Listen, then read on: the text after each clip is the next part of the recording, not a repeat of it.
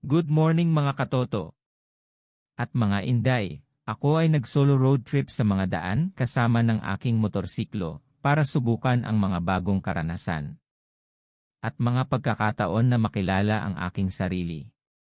Dahil gusto kong makakita ng mga bagong tanawin mula sa kalikasan, tulad ng bundok, dagat, ilog, dahil na-i-enjoy ko ang iba't ibang pakiramdam ng damdamin ng mga saya, lungkot, takot, at pangarap.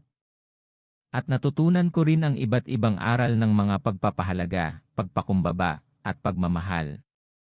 Dahil naghahanap ako ng pag-ibig, ang pag-ibig na madalas kong marinig sa mga awit, tula, pelikula, at nobela, ang pag-ibig na madalas kong hinahangad na maramdaman sa mga pamilya, kaibigan, at minamahal, madalas kong nahanap sa mga lugar, panahon, pangyayari, at sa tao.